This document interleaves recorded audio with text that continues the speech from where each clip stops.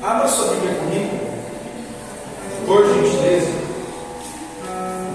o livro de Provérbios, seu capítulo de número 6.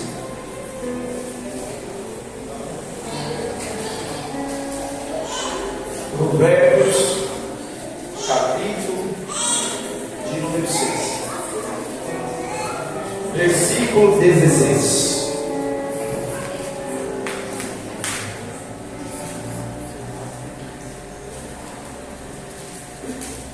As 7 coisas que o Senhor odeia.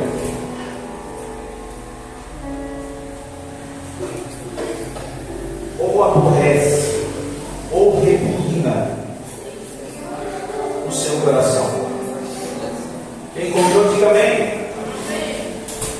Fique de Bíblia aberta. Fique de Bíblia aberta em nome de Jesus. Não feche ela por nada hoje. Se trouxe caneta, vai anotando, vai pegando tudo que for falado aqui. Em nome de Jesus. Vamos lá?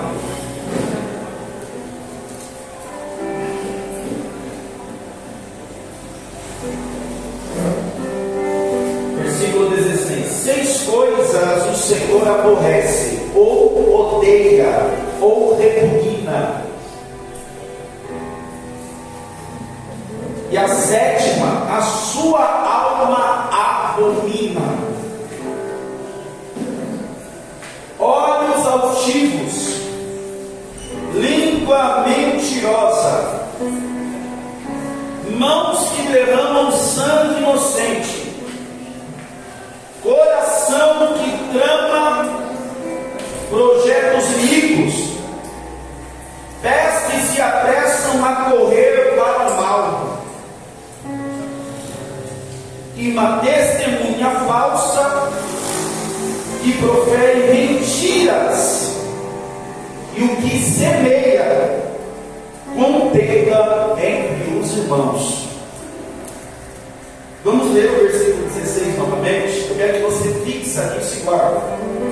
Repita assim comigo: 6 coisas o Senhor odeia, e a 7ª, a sua alma abomina.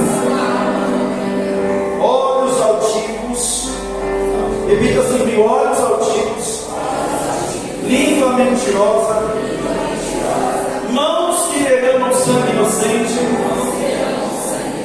coração que trama projetos iníquos, pés que se apressam a correr para o mal, e a testemunha falsa que profere mentiras, e o que semeia contenda entre os irmãos. Diga aleluia, glória a Deus. Fala uma coisa, amém? Pai, das luzes nós te exaltamos, te glorificamos, bendizemos o teu nome, por meio do teu Espírito Santo, te pedimos, nos dê graça, nos dê esclarecimento da tua palavra. Tira todo impedimento que quer atrapalhar de nós adquirirmos o aprendizado das tuas sagradas escrituras. Tira todas as barreiras, tira todos os impedimentos do nosso livro, da nossa mente.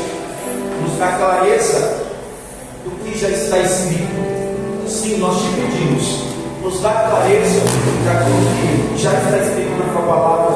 Fale aos nossos corações, o que nós te pedimos, te agradecemos. No nome daquele que tem todo o poder, que é o Senhor Jesus Cristo, e todos digam amém. Nos aplaude o Senhor, que é bom.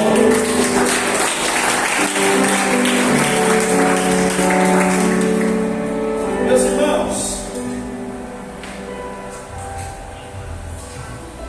quero meditar com você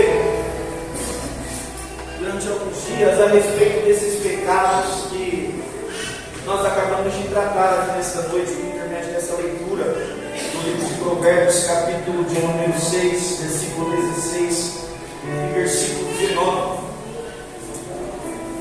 Cada livro que Salomão escreve contém uma característica, ou melhor dizendo, contém um propósito específico da sua escrita.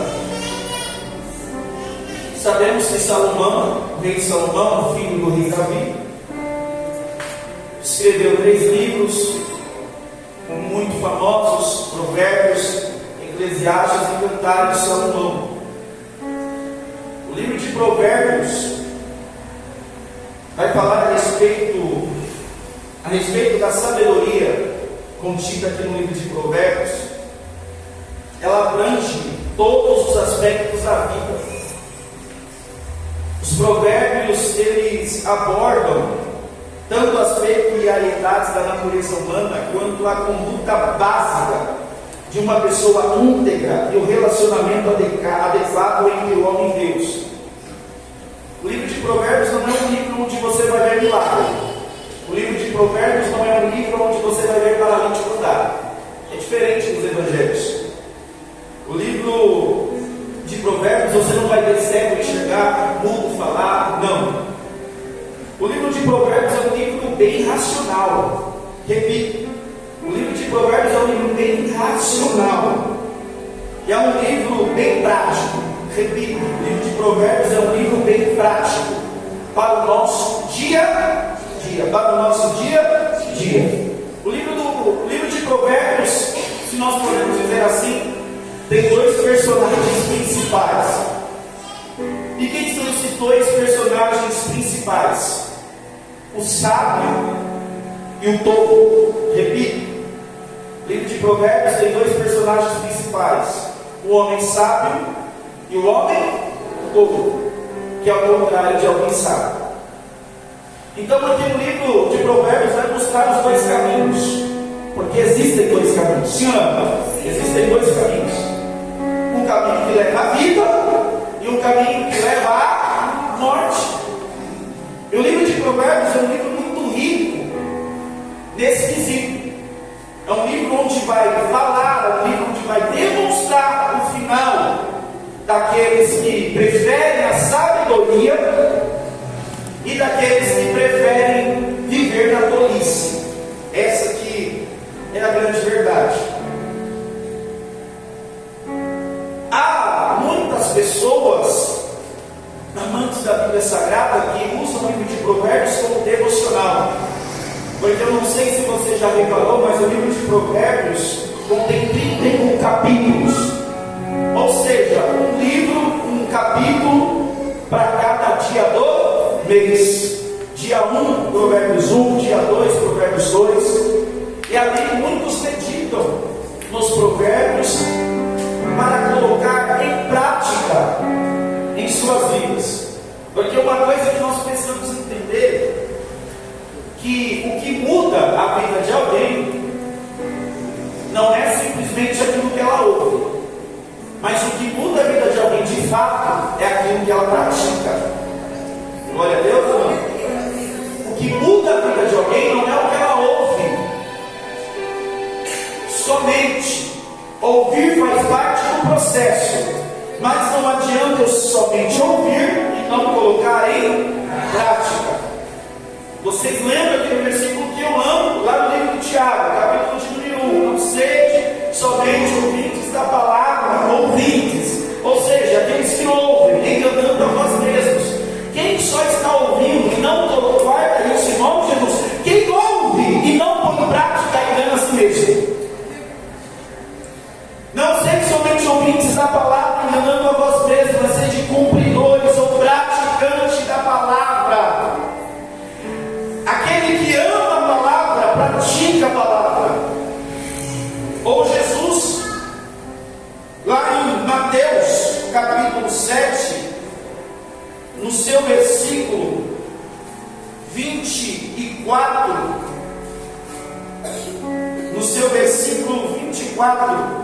falando a respeito dos 2 construtores, a respeito dos 2 fundamentos, a respeito das 2 casas, que uma foi construída na rocha e a outra foi construída na areia pelos construtores.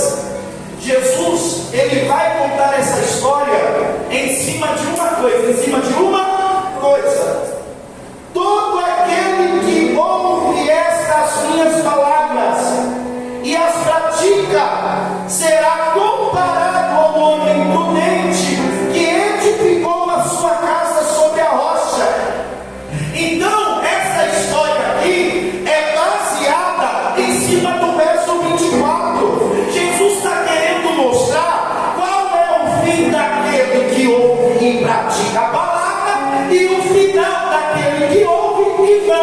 pratica nada.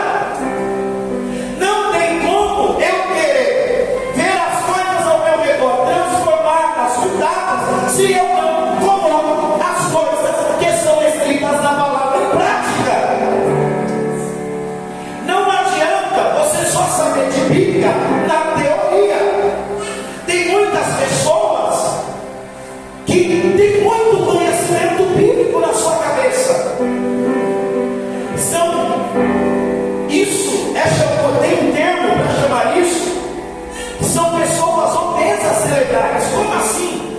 Obeso cerebral. Tem gente que é obeso cerebral.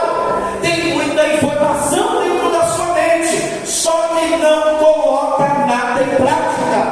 E se você não coloca nada em prática, não tem resultado nenhum. Tem muita gente que vem na igreja, ouve a palavra, ouve a instrução, ouve o que Deus está falando, mas quando sai da porta, daqui da igreja, da porta para fora, não coloca nada em prática do que foi falado. Aí no outro culto a pessoa vem e ainda tem coragem de dizer: minha vida não muda, nada dá certo, tudo dá errado, tudo retrocede na minha vida. Que Deus é esse? Porque Deus faz isso comigo. Aí Deus te traz um culto como esse, de instrução, só para te dizer: o culpado não é ele, o culpado é você que não coloca nada em prática na tua vida. Porque as pessoas, elas querem adquirir, para que você guarde isso, elas querem adquirir resultado apenas ouvindo. Repita assim comigo: resultado não vem apenas pelo ouvir, mas vem pelo praticar. Você está entendendo ou não? Não adianta você só sentar aqui. O propósito aqui não é só você sentar e ouvir, mas o propósito é você colocar em prática aquilo que você está ouvindo. Depois não adianta você olhar, chegar aqui e falar para o pastor: ah, pastor, tudo que o senhor prega, nada acontece na minha vida, mas você tem colocado em prática. Repita assim comigo: o que muda é prática. Fala assim: o resultado vem com a prática. E Jesus, ele se preocupa com isso. Não adianta você simplesmente ouvir e não colocar nada em prática. Deus te instrui como você tem que agir na tua casa. Aí você chega na tua casa e faz tudo ao contrário do que Deus falou. Deus te instrui como você tem que agir no trabalho. Você chega no trabalho e faz tudo ao contrário do jeito que Deus falou. Você pega, chega com a sua família, no seu casamento, e faz tudo ao contrário do jeito que Deus falou. E depois eu pego a culpa e jogo para quem? O culpado é Deus. Deus não faz nada para mim. Deus é injusto. É ou não é? Não é assim? Estou falando besteira aqui? Então nós precisamos entender que o livro de Provérbios vai girar tudo em torno da prática. Se você quer obter resultado, você precisa praticar. E nós acabamos de citar dois textos aqui, lá no livro de Tiago e aqui em Mateus capítulo 7, versículo 24, quando Jesus ele vai dizer que não podemos simplesmente ouvir, mas aquele que ouve as minhas palavras e as pratica. Então o princípio é: ouve. Por que primeiro eu venho ouvir? Porque eu preciso aprender antes de fazer. Estou pegando ou não? Aquele que ouve as minhas palavras e as pratica, primeiro eu preciso ouvir. Ouvir para quê? Para aprender qual direção eu preciso ir. E em seguida, pensa comigo aqui. Chega alguém pedindo uma informação para você. Você está aqui na porta e pergunta: aonde é a padaria Delícia? Todo mundo sabe onde é a padaria Delícia, não é? Aquela padaria que salva os crentes. Conhece aquela padaria que salva os crentes? É 24 horas? Nunca foi? Vai lá. Não estou recebendo nada para o meu. Mas vai lá. É aqui no final. É ou não é? Se alguém perguntar para você: olha, eu estou indo lá para a Delícia, mas onde que é? Aí você vai chegar e você vai falar para a pessoa: você vai reto aqui até o final. E quando você chegar no final, você vai chegar na padaria Delícia. Aí a pessoa fala: tá bom, ela ouviu e recebeu o que? A instrução. Ela ouviu e recebeu a instrução. Aí a pessoa anda um pouquinho e fala assim: ah, não chega. por aqui. Adiantou alguma coisa na vida dela? Porque ela ouviu qual direcionamento tomar, só que ela não praticou do jeito que você tinha falado para ela. Então o livro de Provérbios é um livro, onde vai tratar propriamente, como nós falamos aqui, vai tratar a respeito disso. Vai abranger praticamente todos os aspectos da vida humana. Os provérbios abordam tanto as peculiaridades da natureza humana quanto a conduta básica de uma pessoa íntegra e o relacionamento adequado entre o homem e Deus. Tudo que nós citamos aqui nesse texto de Provérbios, olhos altivos, língua mentirosa, mãos que derramam sangue, coração que derramam projetos iníquos, pés que se apressam a correr para o mal, e testemunha falsa que profere mentiras, eu que recebi a contenda dos irmãos, são tudo coisas que são práticas no dia a dia, que muitas pessoas praticam, e que isso é um perigo muito grande, porque tudo isso aqui que nós lemos do versículo 16 ao versículo 19 gira em torno de uma palavra. Repito, gira em torno de uma palavra. Pergunte qual, pastor? Não, só responde todo mundo perguntar. Pergunte qual? Pecado. Repita assim comigo: pecado. Não, repita mais forte: pecado. Do versículo 16 ao versículo 19, tudo vai girar em torno do. Não, diga para o teu irmão e fala assim: tudo vai girar em torno do pecado.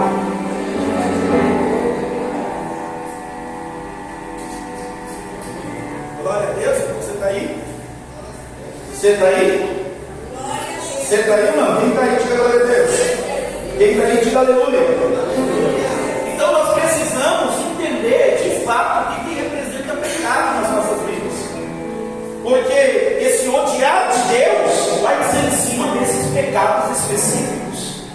Claro que nenhum tipo de pecado agrada a Deus, só que esses daqui é o que Deus repugna na vida humana. É o que Deus repugna no coração do homem. E olhos altivos vai falar nada mais e nada menos de orgulho, nada menos que soberba. Mas antes de nós adentrarmos nesse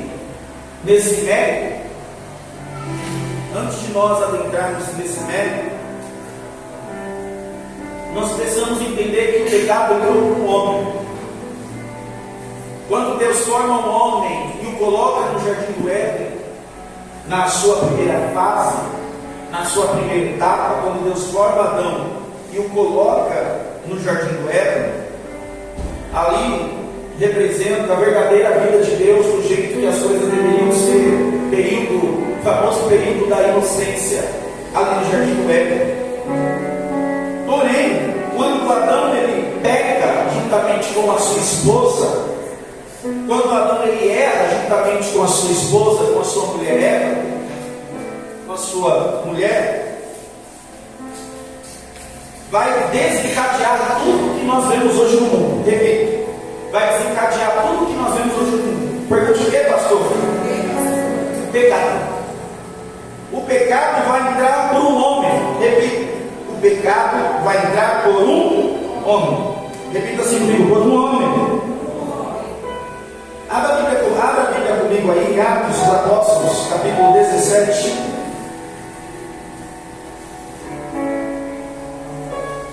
Atos dos Apóstolos, capítulo 17. Vai anotando essa referência: 17, versículo 26 e versículo 27.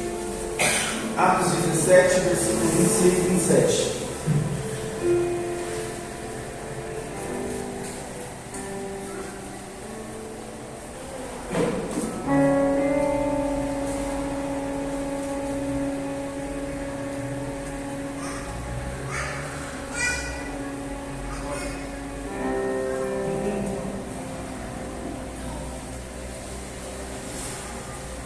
De um só fez toda a raça humana para habitar sobre a face da terra, havendo fixado os tempos previamente estabelecidos, e os limites da sua habitação para buscarem a Deus e porventura tateando o possam achar, bem não está longe de cada um de nós. Então, quando Adão peca no jardim do Éden,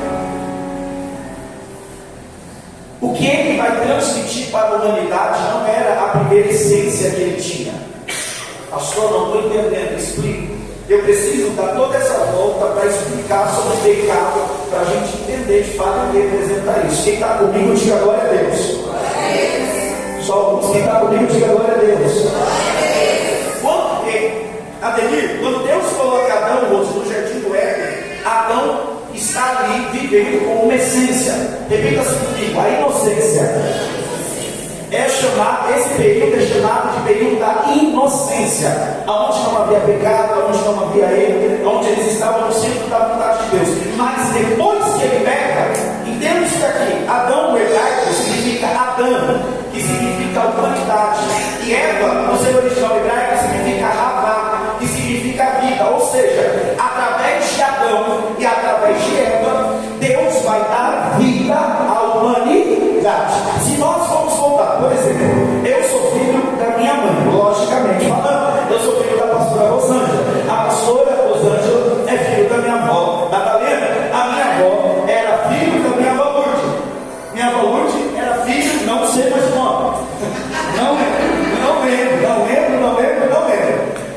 E eu não sei, não sei te dizer. Mas se nós formos voltar, vocês também não lembram, vocês estão comigo, vocês não lembram nem. Chega até não estar nada, acabou ali, ninguém lembra mais quase. Se nós formos voltar até o primeiro ponto de partida, quem que vai ser o primeiro ponto de partida? Adão. Repita, quem vai ser o primeiro ponto de partida? Então Adão, ele não vai transmitir a primeira essência para a humanidade, pelo contrário, ele vai transmitir a natureza pecaminosa. Quando ele peca e erra, eles vão ser expulsos do jardim. Não vou focar muito no jardim do Éden, mas você sabe o que eles pecaram no jardim. Por conta do pecado, eles vão sair do jardim e ali eles vão começar tudo pelo seu próprio suor, começar tudo pelo suor, tudo pelo seu próprio esforço. Mas o que Adão vai transmitir para toda a humanidade, como toda a humanidade, simbolicamente falando, toda a humanidade estava em Adão. Toda a humanidade estava em quem? Em Adão. Sim ou não? Toda a humanidade estava nele, porque ele foi o professor, ele foi o ponto de partida. Então, quando ele peca, ele não vai transmitir a inocência, que foi o primeiro período. Foi quando Deus colocou ele no jardim. Quando ele peca, ele vai transmitir a natureza pecaminosa, a famosa natureza adâmica, a natureza pecaminosa que todos nós nascemos. Abre comigo, Salmo 51. Abre comigo, Salmo 51.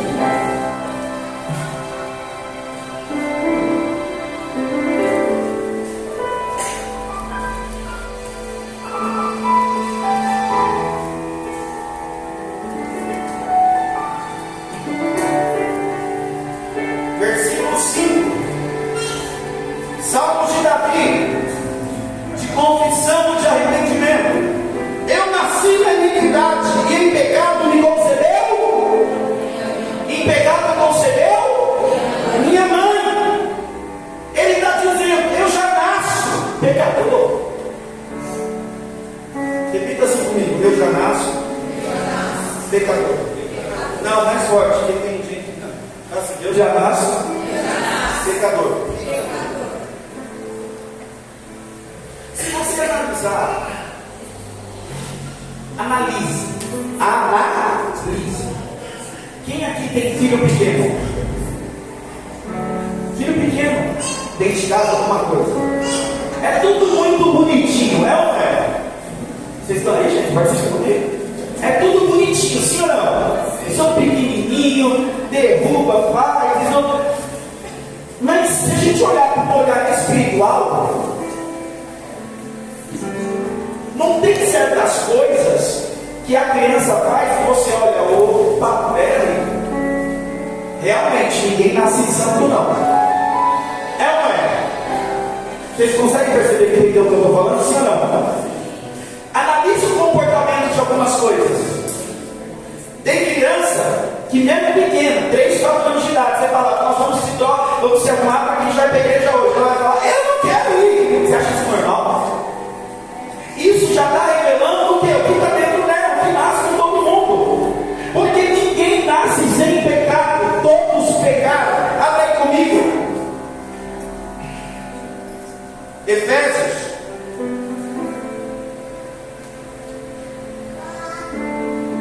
Perdão, Romanos 3, 23. Abre aí comigo, Romanos 3, 23.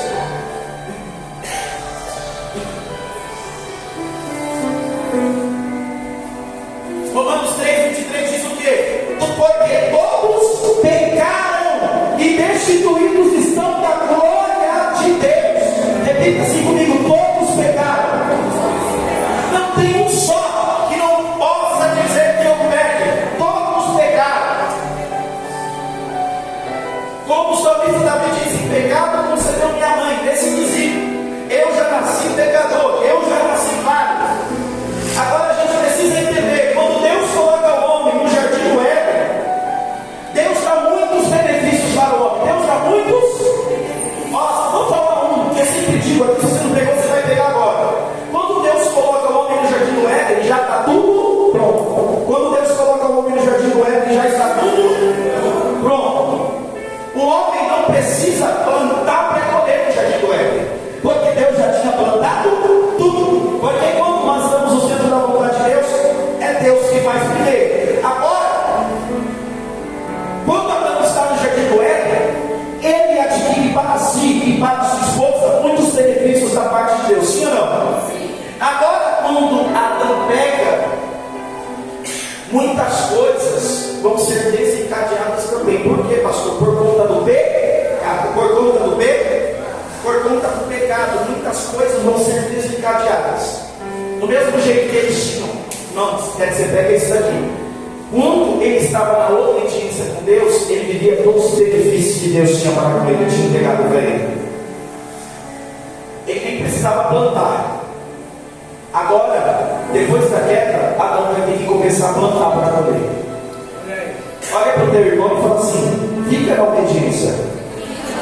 Fala assim: a obediência gera muitos benefícios da parte de Deus para a sua vida. O que é benefício? É privilégio. Quando você obedece, você vive coisas que ninguém vê. Você está aí ou não? A obediência traz muitos benefícios para a nossa vida. Agora, do mesmo jeito que a obediência traz muitos benefícios, o resultado da obediência são benefícios bons. Mas do mesmo jeito que o resultado da obediência são benefícios bons, a desobediência também traz resultados que não é bom para as nossas vidas. Olha para esse crente e fala assim: fica na obediência que é melhor. Não, fala para ela: fica na obediência que é melhor.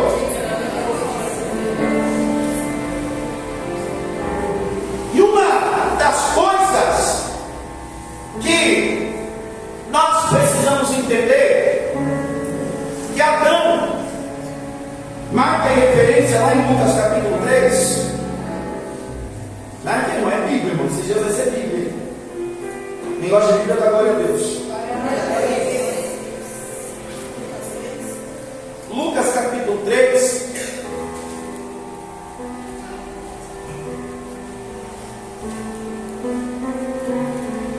Na sua genealogia, Lucas capítulo 3, versículo 23, vai falar a respeito da genealogia de Jesus Cristo. Não vamos ler tudo não, tá? Vamos ler tudo não, senão vai ser um cavalinho. Verso 38. Cainã, foi voltando para trás. Cainã, filho de Enos, Enos, filho de Sete, e este filho de Adão, filho de Deus. Repita assim comigo: Adão era considerado filho de Deus. Adão, na sua primeira essência, é tratado como filho. No fim, é tratado como filho de Deus. Só que quando Adão peca, a filiação é comprometida. Repito: quando Adão peca, a filiação é comprometida. Não, quando Adão peca, a filiação é comprometida. Quando Adão peca, a filiação é completamente comprometida. Diga glória a Deus.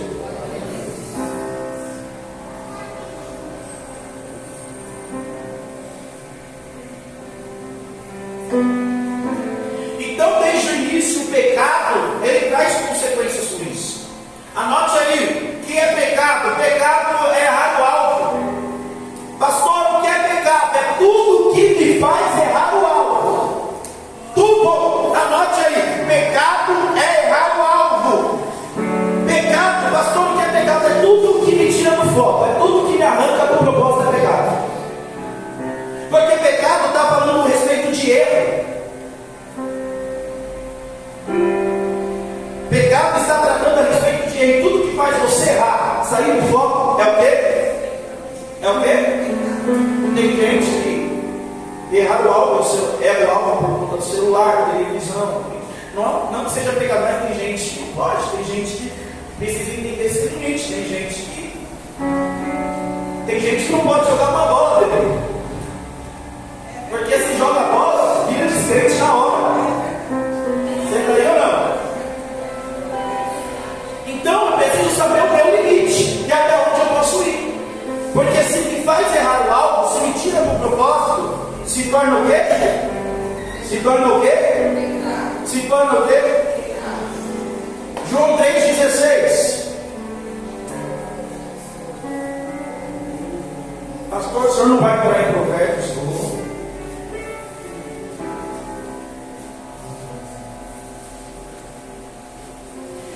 Porque Deus amou o mundo de tal maneira que deu seu Filho unigênito, para que todo aquele que nele crê não pereça, mas tenha vida.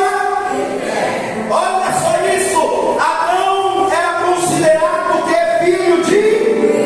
Não entendi. Adão era considerado o quê? O problema da humanidade então tem um filho. E agora Deus vai criar outro filho para resolver o mesmo problema que o outro causou. Você está aí ou não? Você está aí ou não?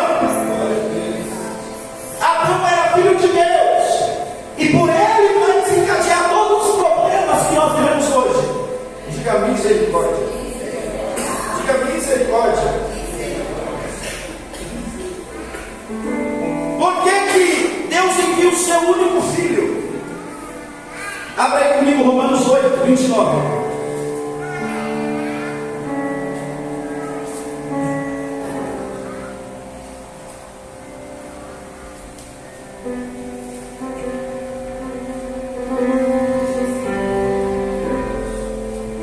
Romanos 8, 29. Portanto, aos que de antemão conheceu, também os predestinou, para seres conforme a imagem de seu Filho, a fim de que ele seja o primogênito entre muitos irmãos. O primogênito entre muitos. Jesus entra no cenário como filho único, para poder gerar outros filhos e resgatar a filiação que foi perdida em Adão. Por isso que Deus enviou o seu único filho, para gerar outros filhos, para resgatar essa filiação que foi comprometida, essa filiação que foi perdida. Ou seja, Deus plantou um filho para colher vários filhos. Diga glória a Deus. Deus plantou um filho para colher vários filhos.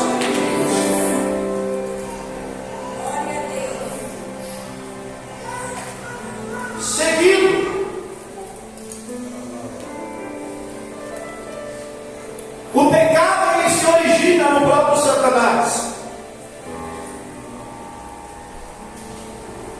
Falamos a respeito de Adão, no quesito do pecado que passou para todos. Falamos a respeito das consequências da queda, a comunhão foi quebrada, a filiação foi comprometida.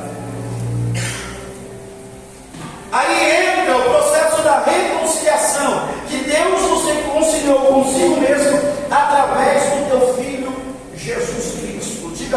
Deus, diga aleluia. Então nós precisamos entender algo aqui.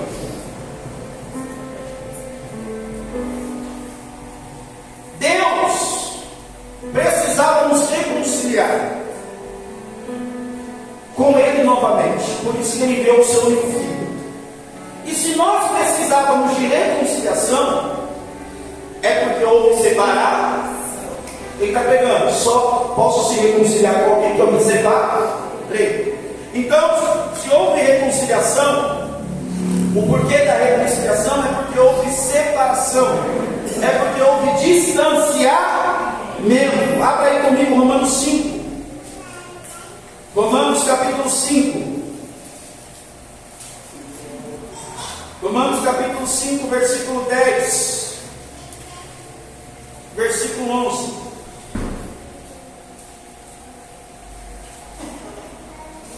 Porque se nós, quando inimigos, fomos reconciliados com Deus mediante a morte do seu Filho, muito mais estando já reconciliados, seremos salvos pela sua vida. E não apenas isso, mas também nos gloriaremos em Deus por nosso Senhor Jesus Cristo, por intermédio de quem recebemos agora, através da reconciliação. Abra aí comigo Isaías 59:2. Você que tem Bíblia. Isaías.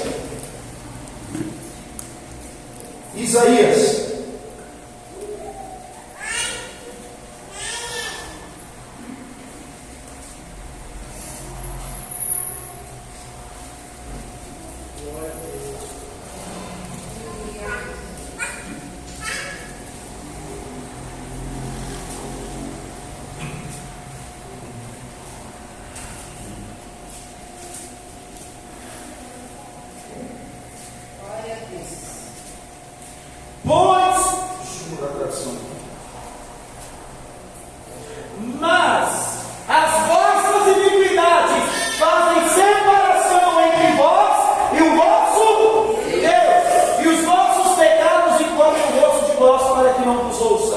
Então repita assim comigo: pecado, mais forte, pecado, traz inimizade entre mim e o Senhor. O pecado faz separação. Se existe uma barreira entre o homem e Deus, essa barreira se chama pecado.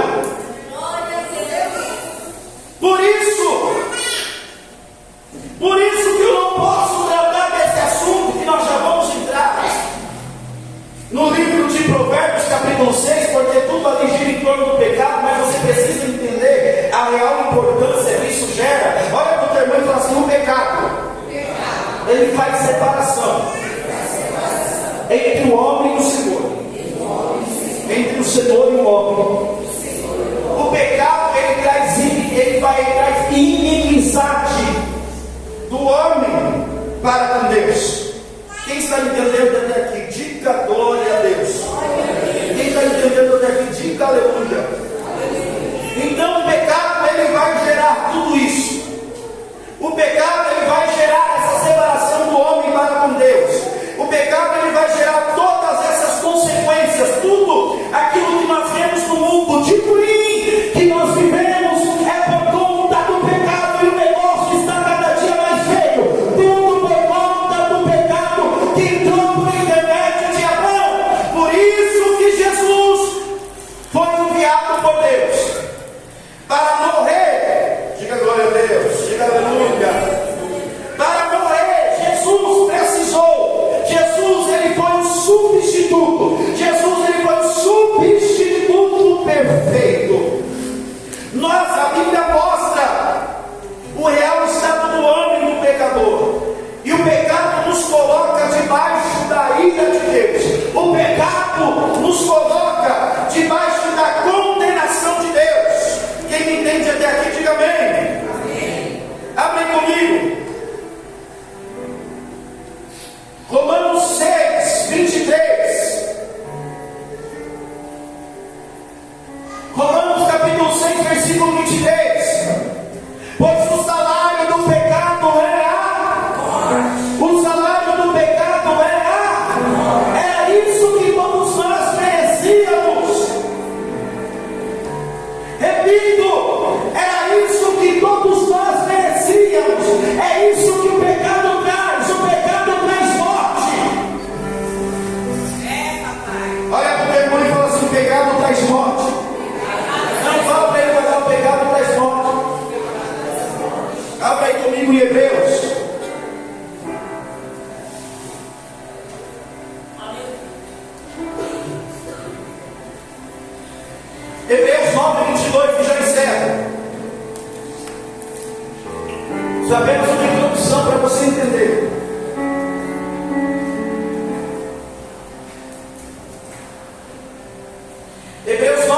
22: e quase todas as coisas segundo a lei que se purificam com sangue, e sem derramamento de sangue não há remissão de pecados.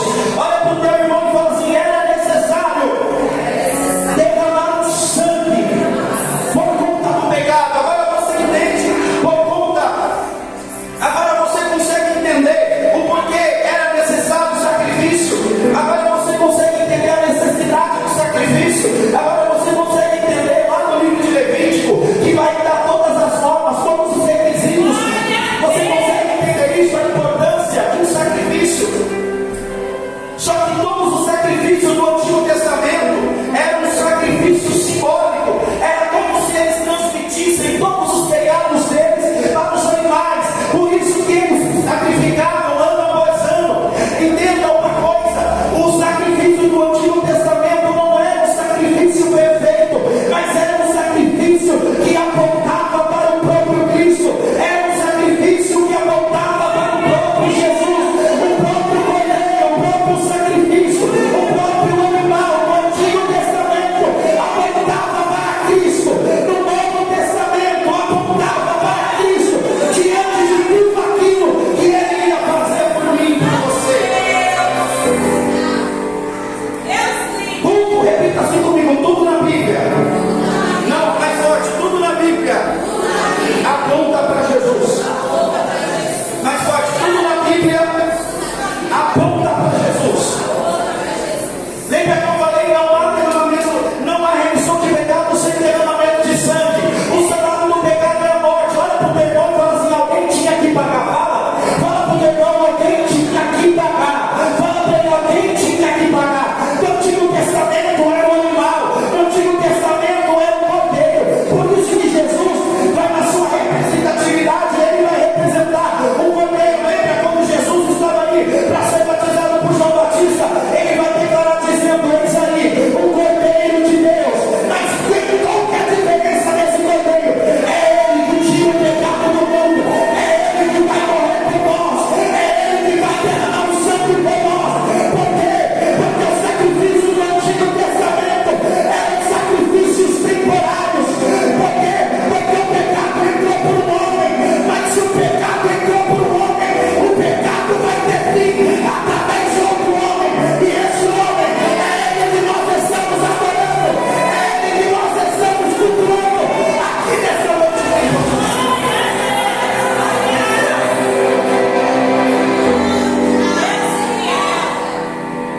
Jesus, ele não pecou. Repito: Jesus, ele não pecou em nada, mas ele assumiu toda a culpa que o pecado projetou. Olha para o teu irmão e diga para ele: Jesus não pecou, mas assumiu a culpa que o pecado trouxe para a humanidade, a culpa que o pecado trouxe, tudo aquilo que era de ruim. Lembra que eu disse: o salário do pecado é a o salário do pecado é a alguém tinha que pagar. Olha para o teu irmão e fala assim: era para ser eu e você. Fala para o teu irmão: era para ser eu e você. Só que Deus, pela sua infinita graça, que pode levantar as mãos e ser adorado, mas Deus, pela sua infinita graça, mas Deus, pela sua infinita vontade, mas Deus, pela sua infinita misericórdia, enviou o seu único filho como sacrifício substituto. Esse sacrifício não era um sacrifício temporário, porque não precisamos mais de sacrifício. Ninguém precisa mais morrer em nosso lugar, porque ele já pagou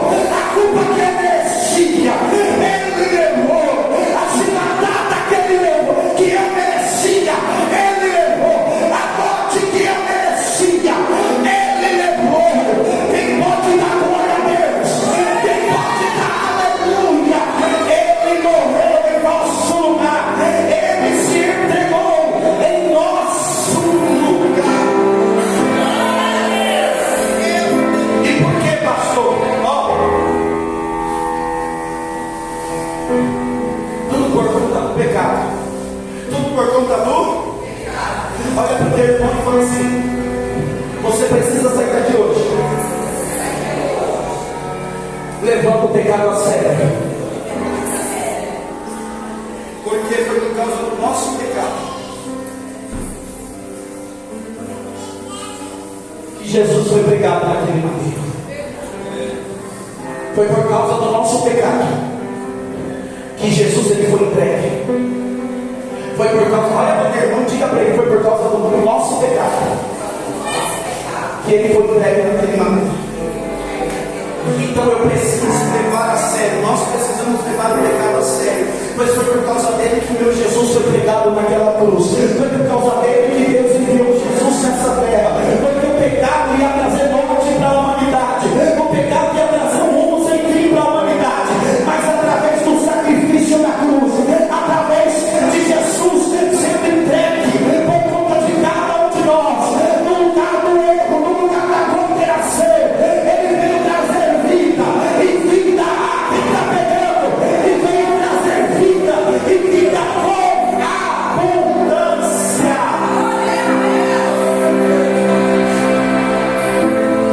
Olha para quem está do teu lado e fala assim: não brinque com o pecado. Fala para o teu irmão: pecado é coisa séria. Sempre quando você achar que pecado é brincadeira, lembre que foi por causa do pecado que Jesus foi entregue naquela cruz. Ele não merecia, ele era inocente, mas por causa do nosso pecado, ele foi entregue. Então diga mais uma vez para o teu irmão: não brinque com o pecado. Fala para o teu irmão: leve a sério, porque foi por causa dele que o nosso Jesus morreu naquela cruz. Leve o pecado a sério. Não tenha pecado de estimação. Não ache que pecar é normal. Não ache que errar é normal. Não ache que falhar é normal. Não ache que errar não é daquela coisa. Não. Nós precisamos lutar contra o pecado. Quem está pegando isso daqui? Nós precisamos resistir ao pecado. A Bíblia vai dizer: resistir ao diabo.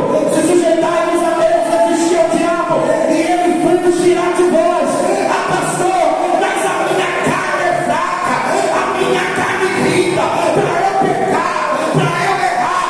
A Bíblia diz: quem está pegando, levanta a mão para dar glória a Deus. A tua carne pode ser fraca, mas o Espírito está pronto, o Espírito é forte. Levante a mão, você pode vencer. Levante as mãos, deixa eu profetizar sobre a tua vida. Levante as mãos. Você pode vencer esse erro em nome de Jesus. Você pode vencer esse pecado em nome de Jesus. Você pode vencer esse erro em nome de Jesus. Você pode vencer esse pecado em nome de Jesus. Você pode vencer esse pecado de estimação. Você pode vencer esse pecado oculto, aonde ninguém vê, aonde ninguém contempla. Talvez você está olhando e dizendo: pastor Kleber, é muito difícil, é muito complicado, mas em nome de Jesus você vai vencer. Pega na mão de alguém que está me falando de em nome de Jesus. Você vai vencer. Diga para o teu irmão: em nome de Jesus você vai vencer. Então eu preciso levar o pecado a sério. Não posso levar o pecado como brincadeira. Pecado não é brincadeira. Repito: pecado não é brinquedo. Pecado não é brincadeira. Pecado não é legal. Olha para o teu irmão e fala assim: pecado não é bacana. Fala, não é bacana, porque foi por causa do pecado que meu Cristo sofreu. Foi por conta do nosso pecado que o nosso Jesus sofreu. Eu precisava dar essa introdução para nós entrarmos no livro de Provérbios, porque o livro de Provérbios, nesse assunto específico, nós vamos tratar a respeito de pecado. Algo que Deus. 7 pecados, repita assim comigo: 7 pecados que Deus odeia. Deus não brinca com pecado. Deus não acha pecado bacana. Deus odeia. Repita assim comigo: Deus odeia. E esses 7 aqui que nós vamos tratar, na próxima, quem vai estar aqui na próxima terça-feira? Deixa eu ver. Vou perguntar de novo, cliente não levanta a mão. Quem vai estar aqui terça-feira que vem? Nós vamos. Você conseguiu entender o que é pecado, o que o pecado fez? Sim ou não? Pecado trouxe inimizade, separação. Por isso que Deus teve que enviar Jesus. Porque entenda o que o pecado trouxe. E é esse texto que está tratando a respeito de pecado. Você entendeu o que é pecado? Sim ou não? Quem entendeu o que é pecado? É tudo que faz eu errar no algo, tudo que me tira do propósito, tudo que me afasta do Senhor, do propósito de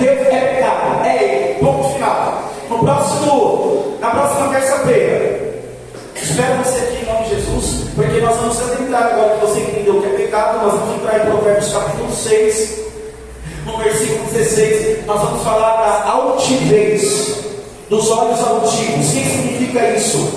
Soberba. Repito, soberba.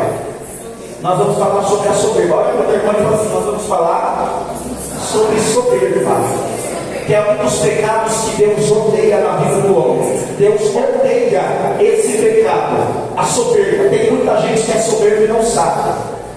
Então nós vamos tratar isso daqui e mostrar para os irmãos, na verdade, a ideia dos olhos altivos também é soberba, mas também é orgulho. E nós vamos entender aqui quais são as características de uma pessoa orgulhosa. Diga aleluia. E orgulho é algo que Deus odeia, que Deus não gosta. Orgulho do homem. Nós vamos entender as características, tudo, de uma pessoa orgulhosa. Olha que eu estou falando assim, espera